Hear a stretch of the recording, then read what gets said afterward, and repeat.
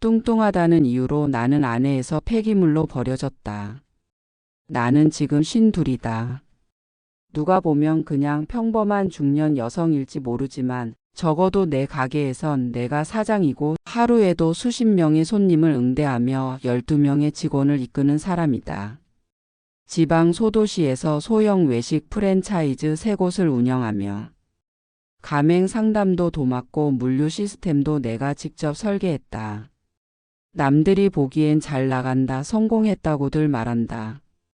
하지만 그런 말들이 내게는 뜯기고 찢기고 무시당했던 지난 날들을 덮을 수 있는 위로는 되지 않았다. 나는 잊을 수 없다. 결혼 18년 차 45의 어느 여름날 남편이 무표정한 얼굴로 내게 던졌던 그 말. 넌 이제 여자로 안 보여. 같이 사는 게 더 이상 의미 없어. 갑자기 숨이 턱 막혔다. 뭐? 라고 겨우 입을 떼었을 때 남편은 고개도 안 돌리고 그냥 TV를 틀었다. 소파에 앉아 샤워 가운을 두른 채 맥주를 따고는 이렇게 말했다. 나는 이제 너랑 살면서 아무 기대도 없어. 살이 저렇게 쪄가지고 이젠 인간적으로 정이 떨어져. 여자로서의 매력이 1도 안 느껴져. 솔직히 이혼해도 서로 손해보는 거 없잖아.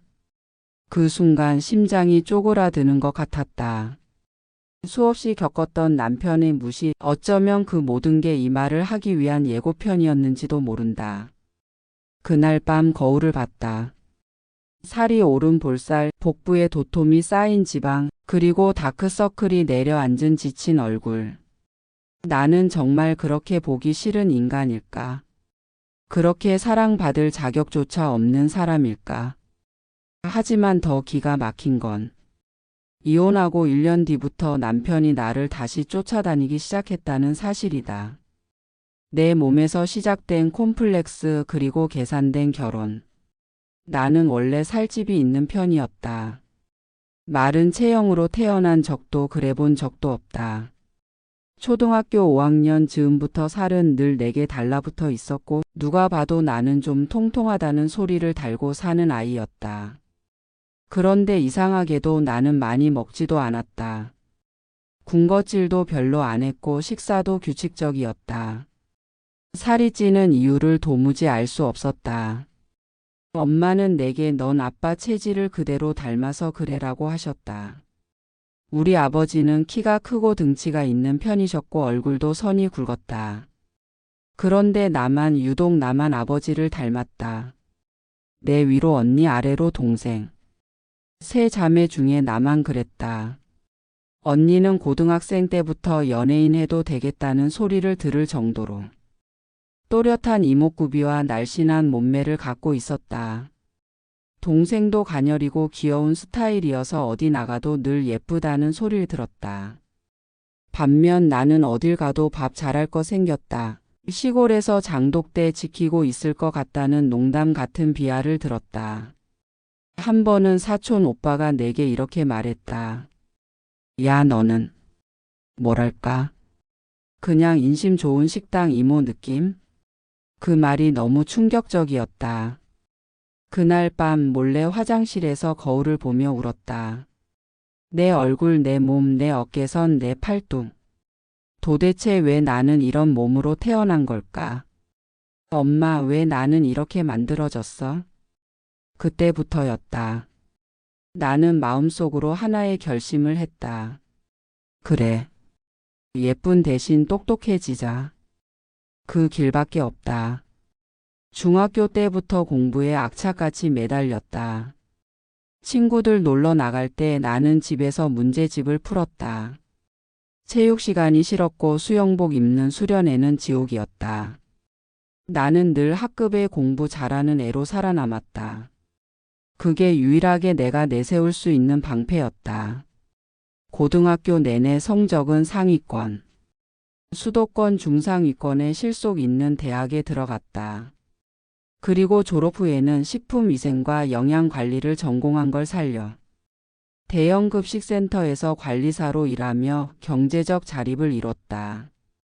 20대 내내 연애는커녕 소개팅도 몇 번 안 해봤다. 잘 꾸미지도 못했고 스스로도 내가 예쁘다고 생각한 적이 없었기에 남자 앞에서는 늘 주눅 들었고 연애보다는 자기계발, 커리어, 돈이 우선이었다.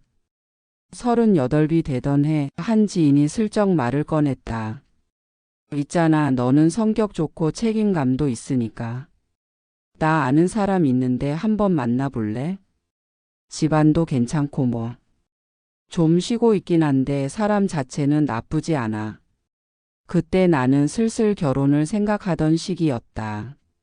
혼자 살면서 번 돈을 쌓아봤자 결국 늙으면 다 외로운 거 아니냐는 두려움이 스멀스멀 올라오던 시기였다. 그래서 큰 기대 없이 나갔다.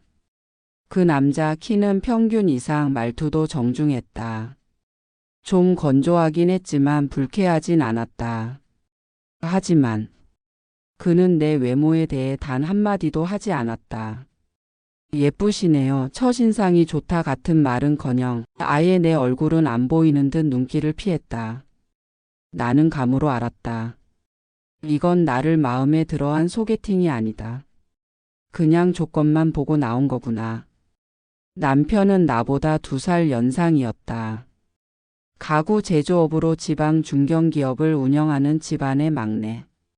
형은 본사 경영을, 누나는 마케팅과 판로 개척을 맡고 있었다. 그리고 남편은 역할이 없었다. 물어보면 늘 똑같이 말했다. 나는 좀 창의적인 스타일이라 틀에 박힌 건 못해. 언젠가 내 방식으로 뭔가 하나 크게 해볼 생각이야. 하지만 그 언젠가는 오지 않았고 그는 오전 11시에 일어나고 친구들과 골프, 낚시, 바둑을 돌아가며 노는 게 일상이었다. 나는 솔직히 이해할 수 없었다. 그렇게 할 일이 없으면서도 전혀 불안해 보이지 않는 얼굴. 돈 걱정을 한 번도 안 해본 사람의 태도. 그리고 그 자신감. 나중에 알게 된 사실이었다. 시아버지는 남편을 퇴출시키고 싶었던 거다. 집안일에도 관심 없고 회사 경영에도 무관심한 이 막내를 돈 걱정 없이 떠안아 줄 수 있는 여자에게 떠넘기고 싶었던 것. 그 조건에 내가 딱 맞았다. 학벌 나쁘지 않고 경제력도 있고 무엇보다 시댁 재산에 관심 없어 보이는 외모. 예쁘지도 않고 세련되지도 않은 내가 딱 통제 가능한 며느리였던 것이다. 그래서였구나. 소개팅 자리에서 남편은 미소를 지었고 그의 아버지는 며느리에게 제안서를 내밀 듯 말했다. 우리 막내가 좀 덜 떨어졌어요. 근데 착한 구석은 있어요. 며느리가만 똑똑하면 뭐든 됩니다. 내가 든든하게 밀어줄 테니 한번 믿고 결혼해 보시겠소? 그때 나는 고민했다. 이게 사랑은 아닐지 몰라도 살면서 나를 필요로 하는 사람, 나를 믿고 무언가를 함께 하자는 사람은 처음이었기에. 게다가 시댁은 재력도 있었고 시아버지는 말뿐이 아니라 실제로 자립을 도와줄 기반을 주겠다고 했다. 남편도 딱히 반대하지 않았고 내게 싫진 않다는 식으로 말하며 고개를 끄덕였다. 나는 스스로에게 말했다. 사랑은 부족해도 믿음과 현실은 있다. 그래, 살아보자. 내 방식대로 내가 쓸모있는 존재로 인정받을 수 있는 삶. 그렇게 나는 결혼을 선택했다. 그때는 몰랐다. 그 결혼이 내 인생에 어떤 나락을 가져다 줄지를. 결혼하자마자 시아버지는 내게 말했다. 이제 우리 막내 좀 사람 만들어 보자고. 집에서 놀게만 둘 순 없지 않겠어? 그 말은 들리는 대로 받아들이면 안 되는 말이었다. 막내를 일하게 해줘가 아니라 내가 사람 만들어 봐였던 것이다. 내가 고개를 끄덕이자마자 그는 곧바로 계획을 꺼내 들었다. 지방 외곽 시댁 명의로 보유 중이던 넓은 임야 부지를 사업장으로 만들자는 것이었다. 단순한 식당이 아니라 농가 체험과 식문화 경험이 어우러지는 복합 외식 공간. 요즘 식으로 말하자면 지역형 체험 식문화 플랫폼이라고나 할까. 나는 놀라웠다. 그런 제안을 며느리에게 한다는 것이. 남편은? 입도 뻥긋하지 않았다. 마치 자기 일이 아니라는 듯 그저 흘려듣는 눈빛이었다. 나는 원래 일하는 걸 좋아했다. 사람들과 부대끼며 무언가를 만드는 게 좋았고 구상한 계획을 현실로 구현해내는데 희열을 느끼는 사람이었다. 그러니 도전하는데 망설임은 없었다. 하지만 곧 알게 됐다. 이건 나 혼자 감당해야 하는 싸움이라는 것. 남편은 회의 시간마다 꾸벅꾸벅 졸기 일쑤였고 이건 좀 재미없지 않냐? 는 말만 반복하며 의견을 내기보단 기획 전체를 흐리게 만들기 일쑤였다. 나는 점점 더 남편은 그냥 명의상 공동대표일 뿐이라는 전제 아래 모든 걸 혼자서 해내기 시작했다. 시장 조사, 메뉴 개발, 홍보 전략, 인테리어 시안, 시식회, SNS 마케팅, 사장 인터뷰까지 하나하나 내 손이 거치지 않은 게 없었다. 남편은 말만 번지르르하게 늘어났다. 나는 창의적인 사람이라 관리는 못해. 이런 건 기획력이 중요한데 넌 관리형이라 그건 좀 약해. 일단 첫 컨셉만 잡아놓고 나머지는 전문가한테 맡기자. 하지만 그가 말한 전문가는 결국 나였다. 그리고 그가 말한 창의성은 바다 위에서의 낚시 미끼 구성이 전부였다. 남편은 그렇게 빠져나갔다. 사업이 본격 궤도에 오르기 전 그는 낚시에 빠졌다. 바다 낚시, 민물 낚시, 루어 낚시, 선상 낚시. 하다 못해 중고 낚싯배를 한 척 샀다. 그 배에 해방호라는 이름까지 붙였다. 왜 그런 이름을 붙였냐고 물으니 웃으며 말했다. 드디어 해방된 기분이라서. 그가 해방감을 만끽하는 동안 나는 정말로 전쟁터에 나선 장수처럼 하루하루를 버텼다. 직접 땅을 밟아 설계를 했고 주말마다 지역 농산물을 납품받을 계약처를 찾아다녔다. 식재료 단가를 맞추기 위해 밤늦게까지 엑셀을 두드리고 SNS 광고 문구 한 줄을 위해 12번씩 다시 썼다. 직원도 내가 뽑고 서비스 교육도 내가 했다. 밤 11시에 퇴근하고도 마감 정산은 새벽 2시까지 꼼꼼히 살폈다. 처음 3개월은 잠을 하루 3, 4시간밖에 못 잤다. 결과는 숫자가 증명했다. 초기 매출 월 800만 원 수준에서 1년 만에 3천만 원을 넘겼고 3년째 되던 해 연 매출은 1억 원을 돌파했다. 지방 방송국에서 취재 요청이 들어왔고 입소문을 타고 서울에서도 일부러 찾아오는 손님이 생겼다. 남편이 한 일은 딱 2가지였다. 시아버지가 사업장에 올 때면 유니폼을 입고 점장 연기를 했다. 손님이 너무 많아 주차 안내가 필요할 땐 가끔 주차장을 어슬렁거리며 존재감을 드러냈다. 그는 사업장을 우리 일터가 아닌 자신의 골프장, 낚시터보다도 덜 중요한 장소로 여겼다. 가끔 손님이 많은 주말이면 슬쩍 나와서는 사람 너무 많다, 자리 없으면 불편하지 않나? 라는 엉뚱한 말을 했다. 일을 돕는 게 아니라 운영을 방해하는 존재에 가까웠다. 나는 이제 알았다. 남편에게 일이란 자기 존재를 증명하려는 수단이 아니라 책임지기 싫은 현실에서 도피하기 위한 핑계였다는 것. 그는 일하지 않아도 굶지 않았고 사업장이 망해도 자존심에 상처 입지 않는 사람이었다. 왜냐하면 모든 리스크는 나에게 있었기 때문이다. 나는 밤을 새워 사업을 지켰고 그는 바다에서 별을 보며 내 인생은 자유롭다고 착각했다. 그리고 나는 그 착각의 대가를 치르게 된다. 그의 이기심과 무책임, 그리고 결국 그가 내게 던질 잔인한 말까지. 그날은 유난히 손님이 많던 토요일이었다. 주차장은 이미 만차였고 대기 명단은 14번까지 넘어가 있었다. 나는 유니폼도 제대로 갈아입지 못한 채 주방과 홀을 오가며 땀을 뻘뻘 흘리고 있었다. 점심 피크가 막 지나고 잠시 숨을 고르려던 그때 식당 입구에서 익숙한 실루엣이 눈에 들어왔다. 남편이었다. 그런데 그 옆엔 낯선 여자가 서 있었다. 여자는 나보다 한참 어려 보였고 머리는 산뜻한 웨이브, 몸매는 도드라지게 붙는 원피스를 입고 있었다. 남편은 평소엔 입지도 않던 슬랙스에 셔츠까지 챙겨 입었다. 고급 향수 냄새가 코끝을 스쳤다. 마치 소개팅이라도 나온 사람처럼. 둘은 한 테이블에 앉아 웃으며 식사를 했다. 나는 아무 말 없이 그들에게 물을 내오고 평소처럼 인사를 했다. 그날따라 이상하게 손이 떨렸다. 영업이 끝나고 직원들 퇴근을 보내고 나서 남편은 무표정하게 말했다. 이혼하자. 너랑은 더 이상 못 살겠어. 나도 이제 행복하게 살고 싶어. 그 여자랑. 나는 숟가락을 놓다가 손을 멈췄다. 그리고 그가 말하는 걸 조용히 들었다. 그는 너무나 덤덤하게 그리고 명확하게 말했다. 그 여잔 날 이해해줘. 무엇보다 날씬하고 예쁘잖아. 이 말을 하며 그의 표정엔 죄책감도 미안함도 없었다. 그저 마치 택배 반품하는 고객처럼 간단하고 확신에 찬 얼굴이었다. 나는 침묵했다. 화가 나지도 않았다. 그저 서글펐다. 말문이 막혔다기보다 도대체 어떤 단어로 이 감정을 표현해야 할지 감이 오지 않았다. 뚱뚱하다는 이유로.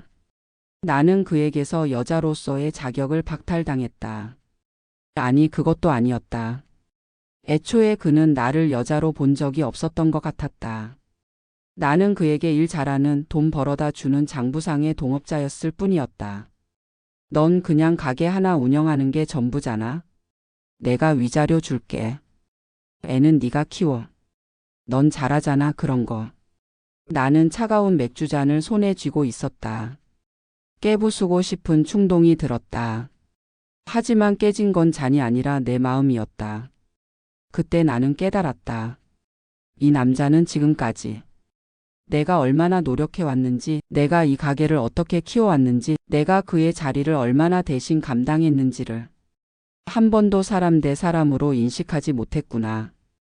그는 내가 뚱뚱해서 못생겼고 돈 벌어오니까 당장은 놔둘 수밖에 없던 여자였던 것이다. 이 가게도 우리 아이도 그의 인생에선 본질이 아니었다. 자기 기분이 최우선이었다. 내가 책임질게. 너 이제 좀 지겹기도 하고 솔직히 얼굴도 정이 안 가. 그 여자는 나한테 집중해주고 날 아껴줘. 네가 나한테 언제 다정했던 적 있었어? 나는 그 말을 들으며 내 손으로 만든 모든 것들이 마치 파도에 휩쓸리는 모래성처럼 허무하게 느껴졌다. 그는 내가 벌어들인 매출, 내가 고용한 직원, 내가 수천 번 넘게 열고 닫은 가게 셔터 앞에서도 단 한 번도 감사하다는 말을 한 적이 없었다. 그저 나는 그의 낚시질을 위한 돈줄이었을 뿐이었다. 그날은 마치 재판정 같았다. 시아버지의 집무실, 묵직한 책상 너머로 그가 우리 부부를 마주 앉혔다. 남편은 옆에서 팔짱을 낀 채 의기양양한 표정이었다. 그는 이미 자신이 승리한 줄 알고 있었다. 아버지가 자신을 감싸주리라 믿어 의심치 않았을 것이다. 나도 그럴 줄 알았다. 그런데 시아버지는 묵묵히 우리 둘을 바라보다가 깊은 숨을 한 번 내쉬고 이렇게 말했다. 그래. 이혼해라. 한순간 모든 것이 정적에 잠겼다. 하지만 조건이 있다. 내 아들은 앞으로 내 힘으로 살아야 한다. 내 돈, 내 사람, 내 이름. 그 어떤 것도 기대지 마라. 시아버지의 말에 남편의 표정이 일그러졌다. 믿을 수 없다는 눈치였다. 아버지, 무슨 말씀이세요? 전 그냥 조용히 해라, 미녀가. 지금까지 내 인생이 누구 덕분이었는지 내가 몰라도 나는 알고 있다. 그 순간 나는 시아버지를 다시 보게 되었다. 그는 생각보다 더 정확히 냉정히 우리 둘을 판단하고 있었다. 내가 사업장을 어떻게 일궈냈는지, 그가 어떻게 그 자리를 외면해 왔는지 그는 다 알고 있었다. 나는 조용히 고개를 끄덕였다. 무슨 말도 반박도 하지 않았다. 이 싸움은 이미 끝난 싸움이었기 때문이다. 그날 이후 나는 모든 서류를 정리하고 사업장을 깨끗이 비우고 떠났다. 출근하던 매일 아침의 길, 직원들의 인사, 익숙한 손님들의 얼굴, 그 모든 것이 눈에 아른거렸지만 나는 돌아보지 않았다. 이대로 끝이 아니라는 걸 나는 예감하고 있었다. 아니, 믿고 있었다. 시간은 흐르고 2달이 지나던 어느 날 시아버지에게서 전화가 걸려왔다. 그 목소리는 예전보다 더 단호했고 깊은 결심이 서려 있었다. 이제 너는 며느리가 아니라 파트너다. 그 말 한마디에 나는 눈물이 났다.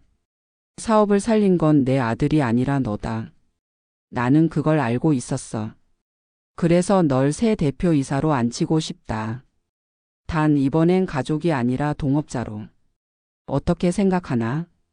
나는 주저하지 않았다. 오히려 준비되어 있었다.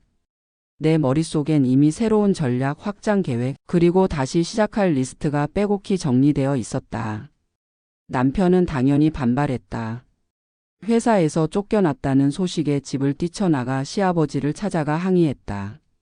왜 저 여자를 다시 끌어들입니까?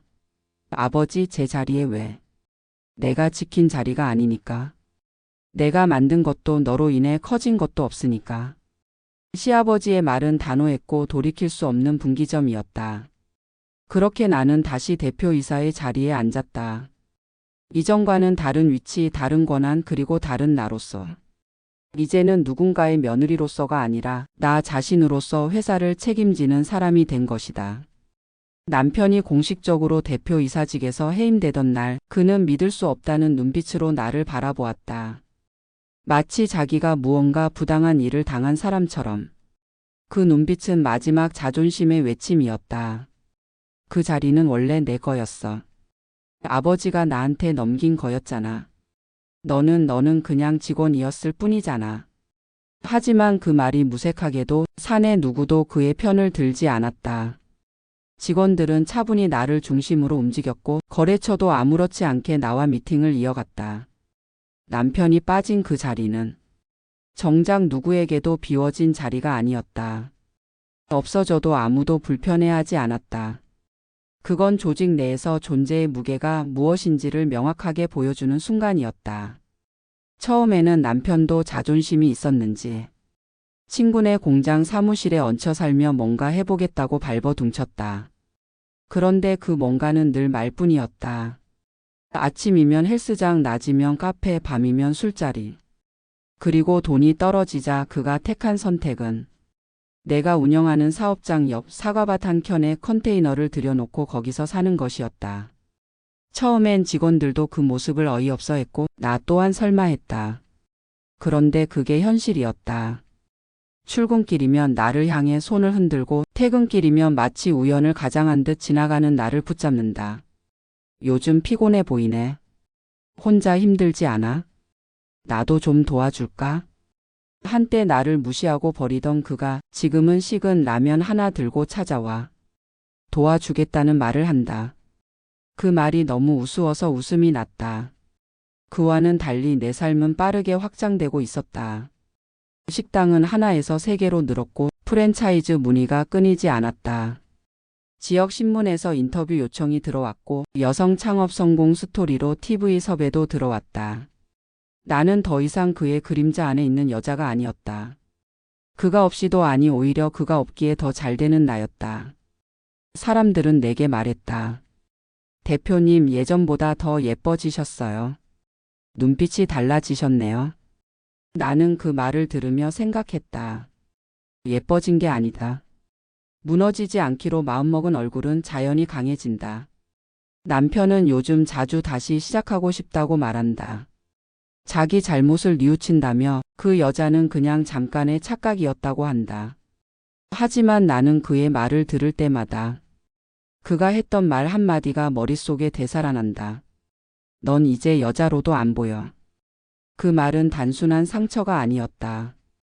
그건 나라는 인간 전체를, 삶 전체를 부정하는 말이었다. 그 말 한 줄이 나를 무너뜨렸고 그 말 한 줄 때문에 나는 다시 일어섰다. 나는 아직 그를 용서하지 않았다. 그가 진심으로 반성하든 말든 내 삶은 이미 다른 궤도를 달리고 있다. 나는 여전히 새벽 5시에 일어나 가게 문을 열고 직원들 도시락을 챙기고 다음 점포 후보지를 둘러본다. 그리고 가끔 사과밭을 지나칠 때 그 컨테이너에서 한숨 쉬며 누워있는 그를 볼 때면 이 말이 입가에 맴돈다. 당신이 내게 해준 말 그대로 돌려줄게요. 당신은 이제 사람으로도 안 보여요. 나는 지금도 매일 새벽 5시에 눈을 뜬다. 계획표를 펴고 매장별 매출을 점검하고 하루 스케줄을 정리하며 커피 한 잔을 마신다. 이제 이 리듬은 습관이 아니라 나 자신을 온전히 지켜내는 의식이 되었다. 예전에 나는 늘 누군가의 눈치를 봤다. 내가 너무 뚱뚱한 건 아닌가? 이 정도면 괜찮은 아내인가? 내가 가진 건 과연 사랑받을 자격이 있는가? 그 질문들로 스스로를 가뒀다. 하지만 지금은 안다. 나는 더 이상 그 어떤 기준에도 끌려다니지 않는다. 사람들은 말한다. 그럼 결국 복수하신 거네요? 하지만 아니다. 복수는 그 사람에게 다시 나를 증명해야 할 때나 필요한 일이다. 나는 이제 증명할 필요조차 느끼지 않는다. 왜냐하면 내 인생의 주도권은 이미 그 사람이라는 이름에서 완전히 빠져나왔기 때문이다. 지금도 그 사람은 내 사과밭 한켠에서 나를 기다리는 듯 손을 흔든다. 하지만 나는 고개만 살짝 숙일 뿐 그 눈빛에 감정 하나 담지 않는다. 그건 냉정해서가 아니라 이제는 아무 감정도 남아있지 않기 때문이다. 진짜 나로 살아간다는 건 더 이상 타인의 인정을 구걸하지 않는다는 뜻이다. 누구에게 예뻐 보이려 하지 않고 누구에게 사랑받기 위해 자신을 깎아내지 않는다. 뚱뚱해도 좋다. 혼자여도 괜찮다. 주목받지 않아도 내가 나를 존중할 수 있다면 그게 인생이다. 나는 그 긴 시간 동안 그저 외모나 결혼 생활을 되찾은 것이 아니라 존재의 무게를 되찾은 것이다. 이젠 안다. 사랑은 누가 주는 게 아니라 내가 나에게 먼저 줄 수 있는 것이다. 예전에 나는 누군가의 사랑을 받아야 존재 가치가 생기는 줄 알았다. 하지만 지금의 나는 스스로 피어난 꽃처럼 존재할 뿐이다. 어느 날 직원 중 한 명이 내게 이렇게 말했다. 사장님, 요즘 얼굴이 참 편안해 보이세요. 무슨 좋은 일이라도 있으세요? 나는 웃으며 대답했다. 응. 이제야 진짜 나로 살아가는 법을 알게 됐거든. 나는 꽃이 되었다. 더는 나비를 쫓지 않는다. 필요한 사람은 내가 아닌 나의 존재 자체를 보고 찾아올 테니까. 이제 나는 혼자지만 전혀 외롭지 않다. 오히려 혼자라는 이유로 더 자유롭고 더 온전하다. 그리고 나는 오늘도 내 삶의 사장으로 당당히 출근한다.